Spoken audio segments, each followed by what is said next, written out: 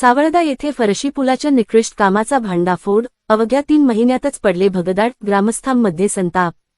चौकशीची मागणी. नंदुरबार जिल्ह्यातील शहादा तालुक्यातील ग्रामपंचायत सावळदा हद्दीतील नव्याने बांधण्यात आलेल्या फरशी पुलाच्या कामाचा निकृष्ट दर्जा पुन्हा एकदा उघड झाला आहे.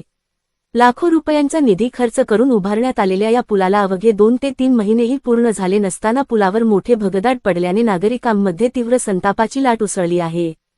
स्थानिक नागरिकांच्या मते पुलाचे बांधकाम करताना दर्जाहीन साहित्याचा वापर करण्यात आला असून कामामध्ये मोठ्या प्रमाणावर अनियमितता झाल्याचा संशय व्यक्त केला जात आहे. काम पूर्ण होताच पुलाची अवस्था दयनीय झाल्याने संबंधित अभियंता, ठेकेदार आणि कामावर देखरेख करणाऱ्या यंत्रणेच्या कार्यक्षमतेवर प्रश्नचिन्ह निर्माण झाले आहे. ग्रामस्थांनी या प्रकरणाची वरिष्ठ अधिकाऱ्यांमार्फत सखोल चौकशी करण्याची जोरदार मागणी केली आहे. तसेच दोषी आढळणाऱ्या अभियंता व ठेकेदारांवर कठोर कायदेशीर कारवाई करून झालेल्या आर्थिक नुकसानीची वसुली करण्यात यावी, अशी मागणीही नागरिकांकडून करण्यात येत आहे.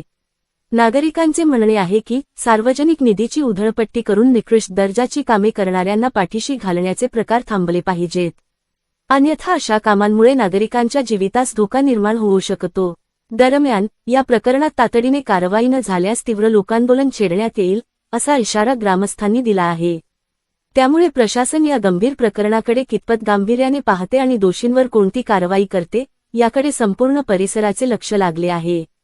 काम अवघ्या काही महिन्यातच उखडून पडत असेल तर विकासकामांच्या गुणवत्तेवर मोठे प्रश्नचिन्ह निर्माण होते.